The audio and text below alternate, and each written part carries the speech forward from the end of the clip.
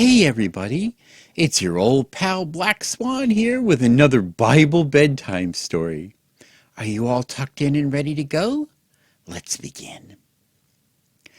Jephthah was a mighty warrior, which means that he was strong and killed lots of people. His father's name was Gilead. Gilead is also the name of a place in a land called Palestine, which is where many of the stories in the Bible happen. Isn't that interesting?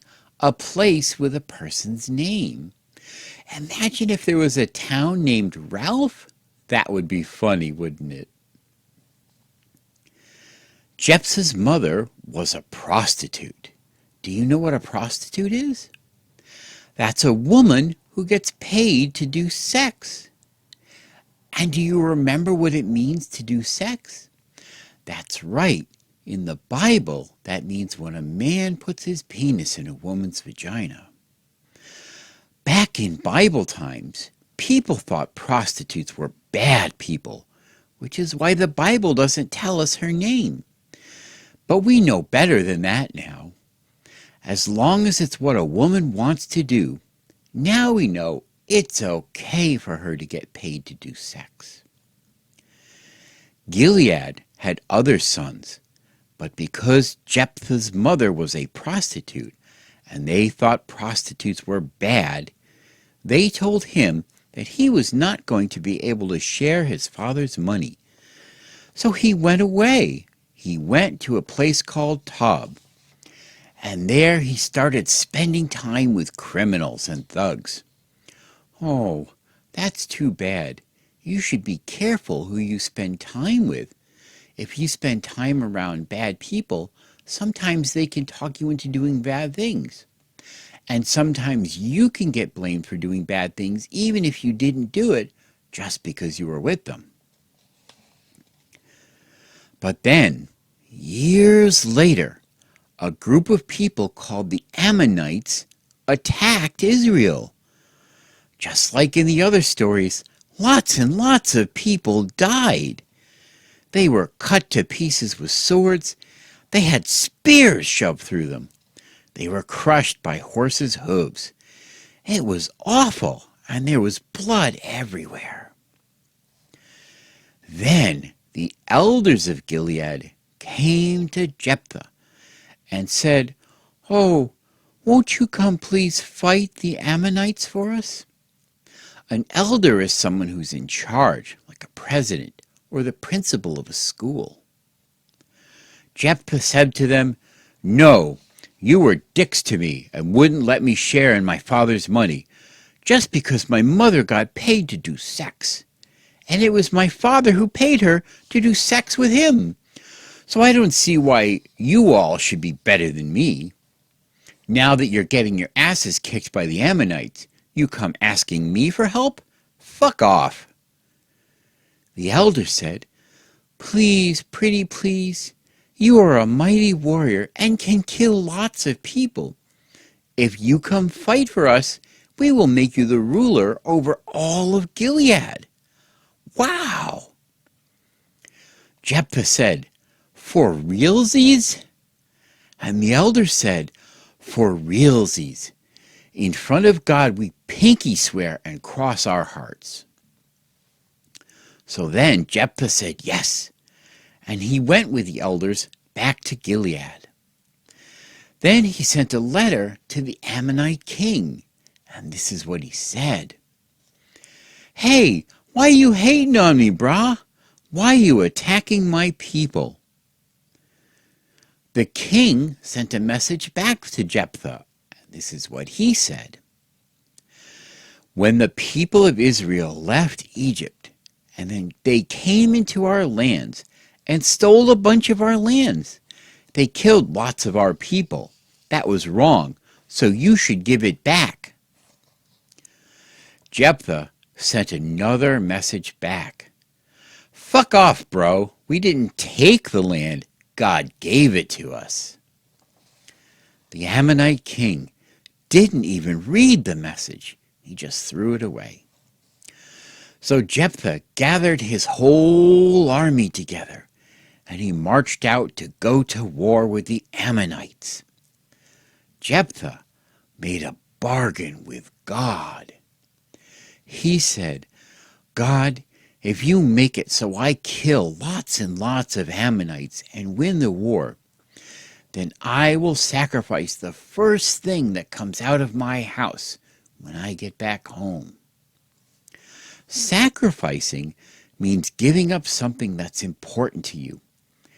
In Bible times, people believed that they could make gods happy by making sacrifices.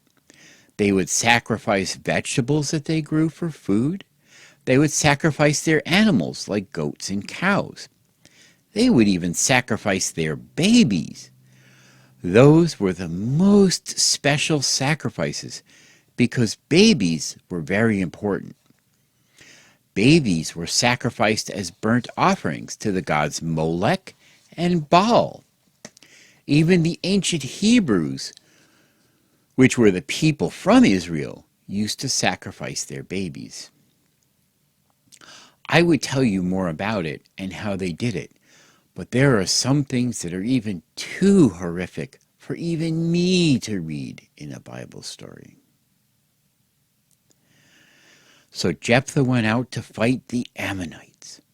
The battles were long, and lots of people died.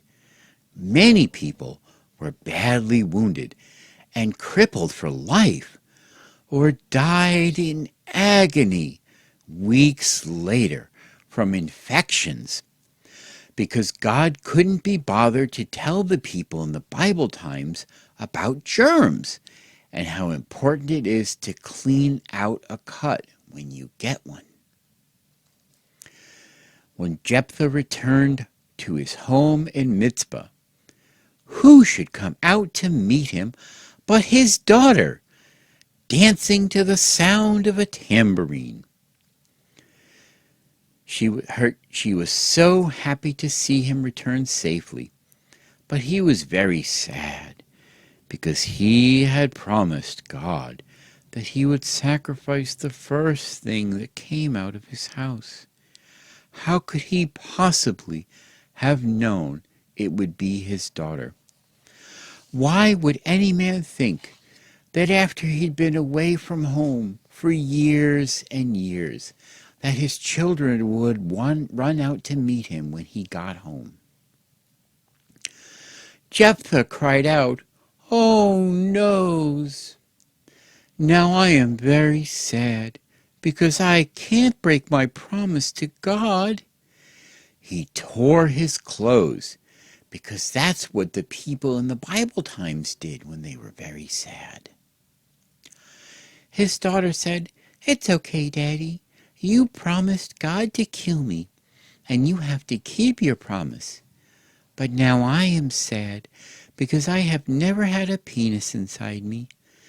Please give me 2 months before you sacrifice me to go into the hills with my friends and mourn for never having had a penis inside me."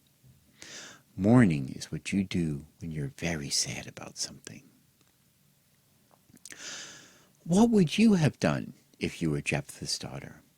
I think if I was Jephthah's daughter, I would have found a boy to go up with me into the hills so I could have a penis put inside me, and then maybe I wouldn't have to be sacrificed. Or maybe Jephthah's daughter could have run away, and then she wouldn't have been around for Jephthah to sacrifice her. Because when you make a promise, if something does something so you can't keep that promise, that's not your fault, right? So if she had run away, he could have just said to God, "I wanted to sacrifice her, but she was gone." Then she would have gotten to live, and she could have had more penises inside of her if she wanted.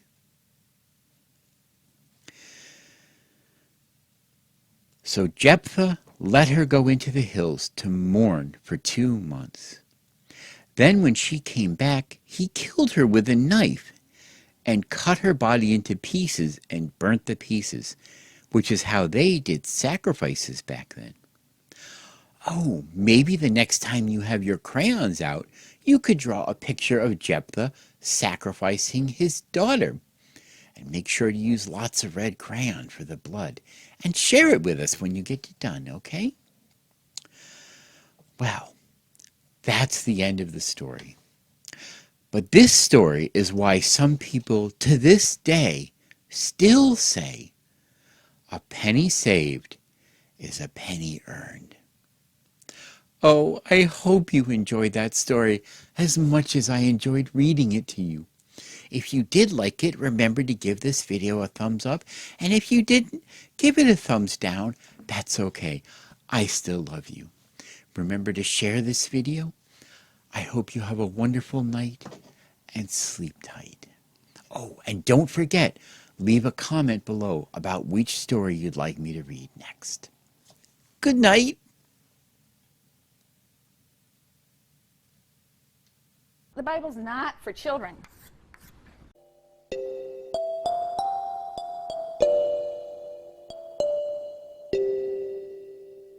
That ought to hold the little bastards for another week.